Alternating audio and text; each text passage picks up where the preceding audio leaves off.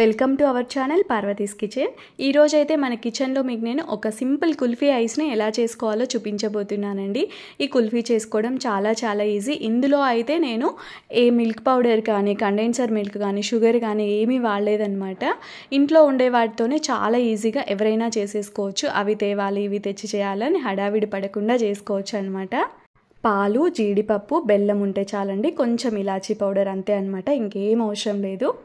ఇంకా ఎండలకి మనకి ఏదో ఒకటి చల్లగా తినాలనిపించి బయట తెచ్చుకుంటూ ఉంటాం కదా, అలా కాకుండా ఇలా ఇంట్లో చేసేసుకుంటే ఫ్యామిలీ మొత్తం హ్యాపీగా తినేసేయచ్చు అనమాట.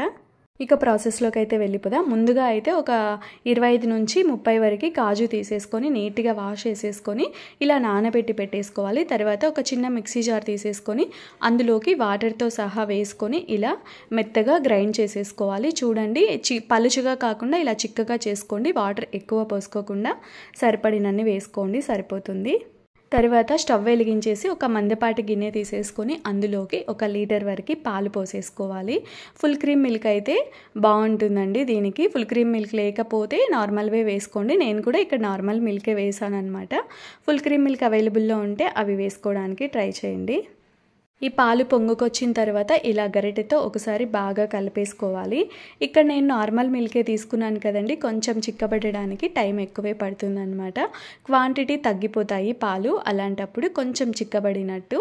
ఇలా కొంచెం చిక్కబడిన తర్వాత ఇప్పుడు ఇందులోకి మనం ఇందాక చేసి పెట్టుకున్నాం కదా కాజు పేస్ట్, ఆ పేస్ట్ని ఇందులోకి వేసేసుకోవాలి. నీట్గా వేసేసుకోండి, మిక్సీ జార్కి లేకుండా కాజు పేస్ట్ని నీట్గా చేతితో అయినా లేదు అంటే స్పూన్తో అయినా నీట్గా తీసుకొని వేసేసుకొని బాగా ఇలా మిక్స్ చేసేసుకోవాలి. ఈ కుల్ఫీలను కూడా ఎన్ని రకాలుగా చేసుకోవచ్చో అండి. నేనైతే ఇంతకుముందు ఒక రకం చేశాను, ఆ లింక్ డిస్క్రిప్షన్లో ఇచ్చేస్తాను, ఒకసారి చెక్ చేయండి. మిగతావి కూడా నేను తప్పకుండా 1 బై 1 అయితే చేసేస్తాను. పాలు కొంచెం సేపు మరిగిన తర్వాత నేను ఇందులోకి పాలల్లో కొంచెం పాలు గిన్నెలోకి వేసుకొని అందులో కొంచెం పసుపు వేసానండి కలర్ కోసము. కొందరు ఇందులో కుంకుమ పువ్వు వేసుకుంటూ ఉంటారు. వేనీళ్ళలో కొంచెం కుంకుమ పువ్వు కలిపి వేసుకోండి, పాలల్లో అయినా ఉంటే. అవి లేని వాళ్ళు ఇలా నేనైతే కొంచెం పసుపు వేసాను, కలర్ కోసమే అండి, లేదంటే స్కిప్ చేసేయచ్చు, ఏం పర్లేదు. కొంచెం ఇలాచీ పౌడర్ వేసేసుకోవాలి.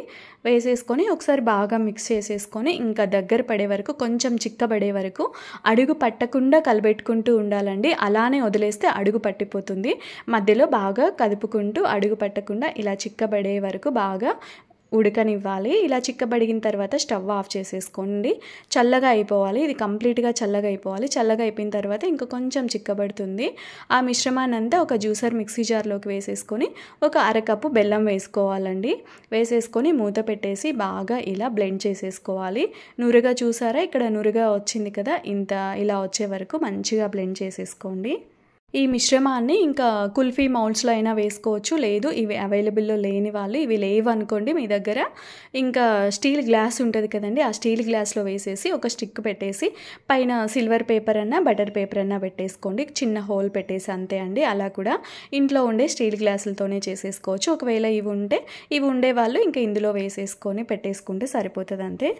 1 డే మొత్తం ఫ్రీజర్లో పెట్టేసేయండి, డీప్ ఫ్రీజ్లో పెట్టేసేయండి, సరిపోతుంది. అలా ఐస్లా తినడం ఇష్టం లేని వాళ్ళు, నేనైతే ఇక్కడ గాజు బౌల్ తీసేసుకొని అందులోకి ఆ మిల్క్ వేసాను కొన్ని, మూత పెట్టేసుకొని కొంచెం చల్లగా అయిన తర్వాత మనం బాదం పాలు ఎలా తాగుతామో అలా తాగేసేయచ్చండి. అలా కూడా పెద్దవాళ్ళు, ఇవి తినడం ఇష్టం లేని వాళ్ళు అలా హ్యాపీగా తాగేసేయచ్చు.